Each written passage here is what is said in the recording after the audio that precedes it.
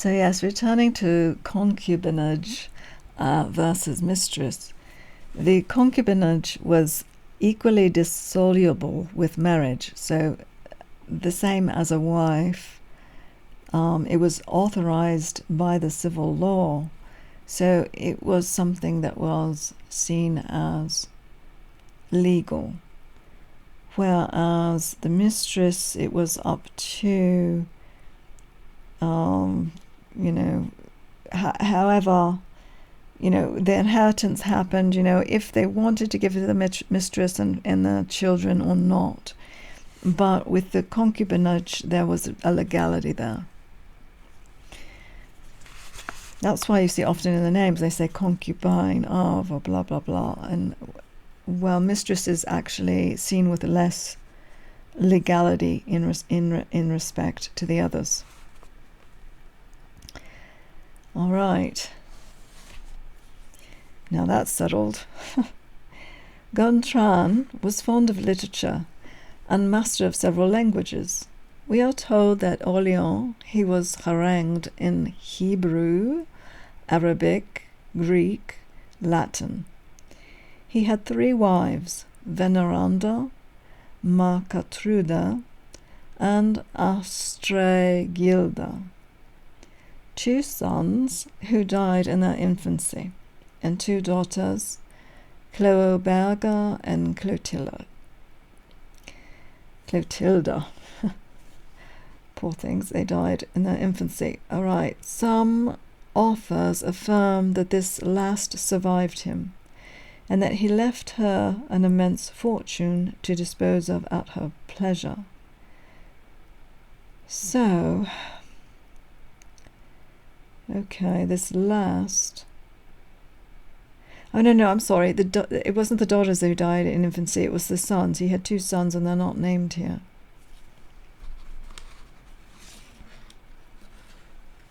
Okay, so he apparently gave all of his money to Clotilda in the end.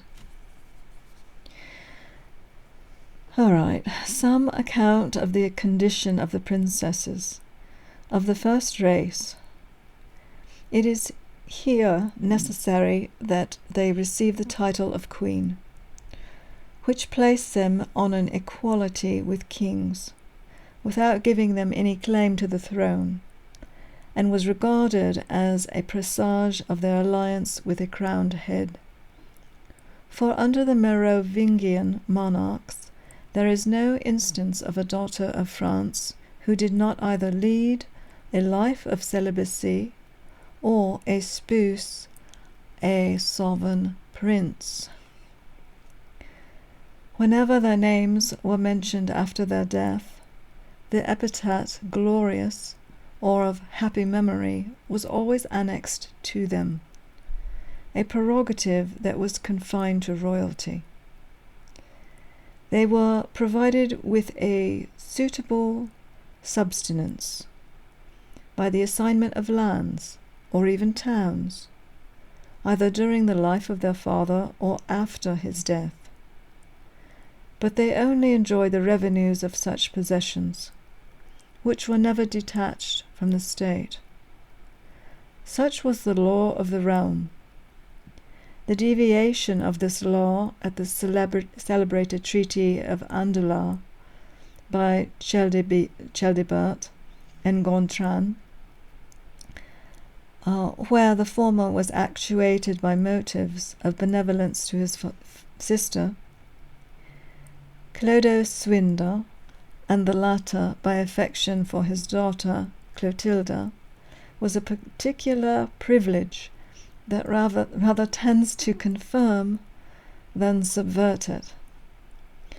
It is even remarkable that even in the very act which gave them possession of the fiscal lands, it was stipulated that they should only receive the revenues arising from them so long as they remained in France.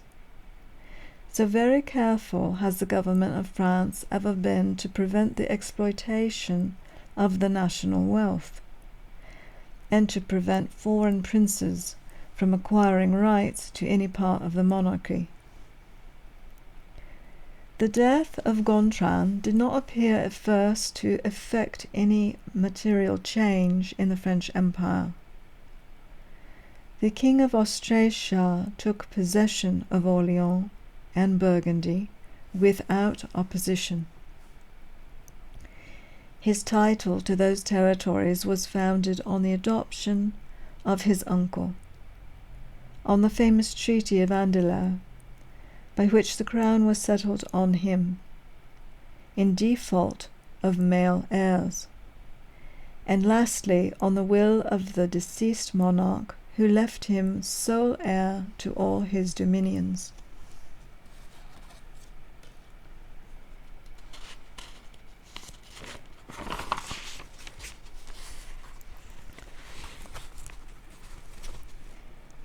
Young Clotaire at the same time was put in possession of all his father's rights, and Soissons, which had put itself under the dominion of Childebert, was nevertheless restored to the son of Chilperic. It is even pretended that the two kings entered into an amicable relationship with respect to their participation of the city of Paris. Their friendship, however, did not last long. Childebert, no longer restrained by the fear of Gontran, now gave a free vent to his just resentment against the family of Chilperic. The death of a father assassinated by the emissaries of Fredegunda, the danger to which he had been exposed himself when arrested, together with the queen his mother, 1,000 perfidious attempts upon his life, the doubtful circumstances attending the birth of Clotaire, ambition, interest, all excited him to attack a prince whose death or deposition would render him sole monarch of France. Thus stimulated, he raised a powerful army, which he sent into the Soissonnois, where it committed great depredations. But this was the only advantage he gained, for Wintrian, who commanded his troops, was put to flight as an obstinate engagement, in which more than 30,000 men were slain. No other circumstances of this memorable action are mentioned by contemporary writers, nor are any further particulars of this bloody war preserved in history.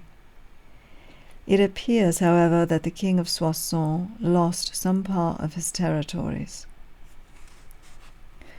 594 AD. The motions of the Austrasian monarch on the eruption of Warrock into the countries of Rennes and Nantes, the rapidity of his march against that rebellious vassal, the desperate battle that was fought between the Britons and the French of the kingdom of Metz, the obstinate inveteracy of the troops, which was so great that scarcely a man survived the action on either side.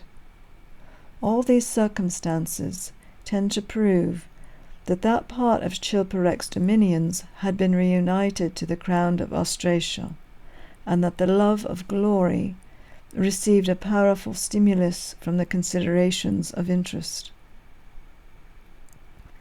The author of the book entitled Actions of the King of France gives an account, not less singular than particular, of the defeat of Wintrian. Fredegunda, he tells us, who was never alarmed at danger, however great, had no sooner learnt that the Austrasians had invaded the territories of her son than she gave orders for the assembling the army with the utmost expedition. Braine was appointed at the place of rendezvous for the troops. She reviewed them herself, running through the ranks with her son in her arms, and presenting that last relic of the family of Chilperic. reminding them of the oath they had taken to defend him. Then placing herself at their head, she led them on to the enemy, whom they met at the village of Douafi, about 5 leagues from Soissons. She obtained all the honour on that celebrated day by means of stratagem, which implies almost a total ignorance of the utility of spies in those days. It was the custom, both in peace and war, to suffer horses to graze, large, with a bell tied round their necks for the conveniency of finding them again. The queen, therefore, ordered her cavalry to supply themselves with small bells, and large branches of trees in full verdure, and thus equipped, they advanced during the night towards the camp of Childebert. The stratagem succeeded, and the Austrasians led them into a fresh air. The Austrasians mistook them for the horses they were feeding in the plain. The appearance of the day led them into fresh air. They thought it was a real forest, and did not perceive their mistake till Landry, who commanded under Fredegunda, had advanced so near to them that they had not time to range themselves in order of battle. They were, of course, defeated, with a dreadful slaughter, and the victory of Fredegunda was complete. So she had a masquerade war there as the forest battle. But when we reflect that this child, which was carried about from rank to rank, was then in his 10th or 11th year, that no contemporary writer takes notice of these particulars, so remarkable in their nature, that the author who transmitted them to posterity did not live till 120 years after the period in which they were supposed to have occurred. There is every reason to believe that the whole story is a mere creation of the imagination, produced by a love of singularity and adopted from a taste for the marvellous. So that story could be discredited.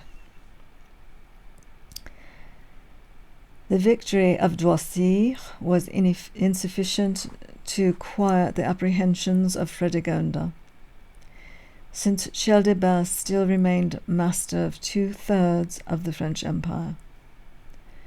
Her chief care was to increase the number of his enemies.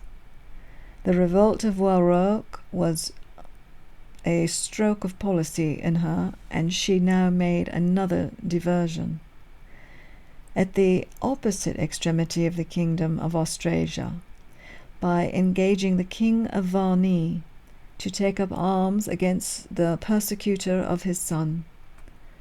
The Varni were a German nation, established on the sea-coast at the mouth of that branch of the Rhine which formerly emptied waters into the ocean, but now runs by Leyden, and then loses itself in the lands of Catwick.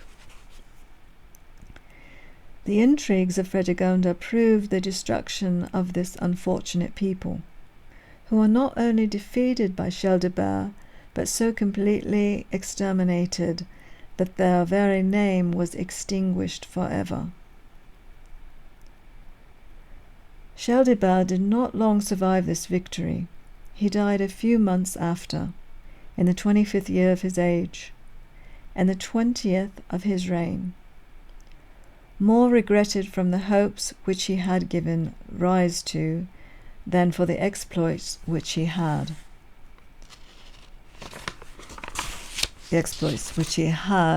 Achieved. His queen, Feyuba, died soon after. He had 2 children by her, who succeeded him under the conduct of her grandmother Brunehaut. The eldest, Theodebert, was crowned king of Austrasia, and the youngest, Thierry, had the kingdom of Burgundy, to which were annexed Alsace, Sundau, Thurgau, and a part of Champagne.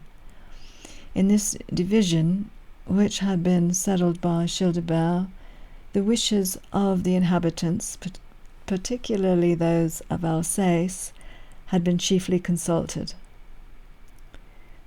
Their partiality to Thierry arose from his having been brought up among them at country seat called Marlem. These country seats of the ancient kings of France, or pleasure houses, as they are generally termed, were very different from those which present monarchs devote to the mere purpose of amusement.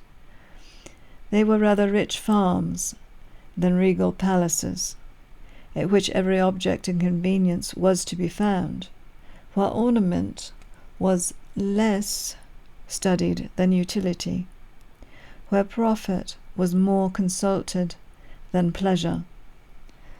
There were above 160 of these royal seats in different parts of the kingdom, and the sovereigns passed their lives in travelling from one to another.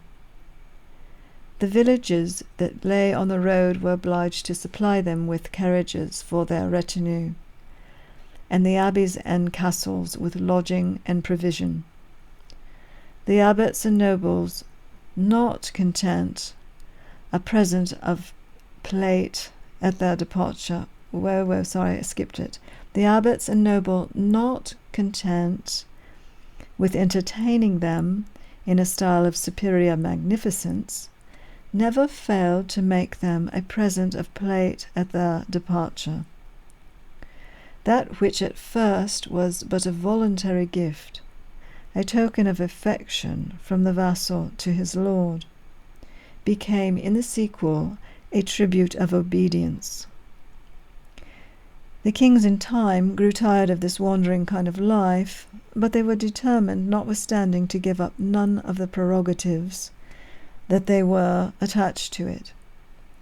They therefore imposed on those prelates and nobles who had been accustomed to receive them a tax of agriffement, a truly grateful reward for their hospitality.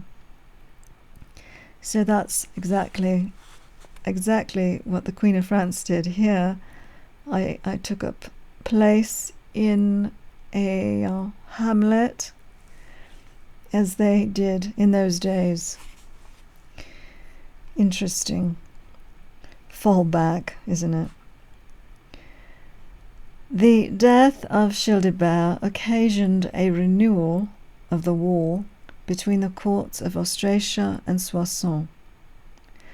Fredegunda, taking advantage of the present conjuncture, levied an army and took possession of Paris and of several other places on the banks of the Seine. A contemporary writer observes that this eruption was made after the manner of the barbarians, without any previous declaration of war, which necessarily implies that a treaty of peace had been concluded between the two crowns after the Battle of Droissy. Be that as it may, Brunehaut hastened to assemble the troops of her grandchildren and made them march, with the utmost expedition, to the relief of the provinces that were attacked. The two armies met at Lucifer, which was situated either in the environs of Léon or of Toul, or Moret en Gatinois. For the place is unknown at present, and authors are divided in opinion as to its situation. The battle was fought with great obstinacy, and attended with great slaughter on both sides. The 3 young kings, as we are told by historians, were placed at the head of their respective troops, though the oldest of them was but in his 13th year. Victory declared for Clotaire. Fredegunda had now attained the summit of prosperity, a crown procured by the splendour of her charms and preserved by the strength of her genius, a husband restored through her to a throne which he had lost by his perfidy, yes, a minority conducted with all the art of consummate policy, a regency rendered illustrious by 2 celebrated victories, and a new kingdom conquered and secured to her son. All these achievements are unequivocal proofs of her vigour and talents, and proved almost sufficient to make her subjects forget that she was ambitious, vindictive, and cruel, that she had sacrificed to her grandeur or to her safety 1 great king, 2 virtuous queens, 2 heirs apparent to the throne, and an infinite number of people of inferior rank. It was at this moment of triumph and exultation, when her arms were crowned with victory, and her projects with success, that God called her from the world, as if apprehensive to that enormity of her crimes would, in the fight of unthinking mortals, be sunk in the splendour of her exploits. She was interred near her husband in the church of Saint-Germain-des-Prés, where her tomb is still to be seen. The death of this formidable rival afforded leisure and opportunity to Brunehaut, who established universal tranquillity throughout her dominions. She concluded a witch with the Huns. I was thinking a witch. Yes, that finally the witch is dead. She concluded a peace with the Huns, who, after the death of Childebert, had invaded the Austrasian territories. She renewed the ancient treaties with the King of Lombardy, and she engaged the Pope to avert the difference which was likely to arise with regard to the valley of Assut and the county of Susa, which Gontran had taken from the empire.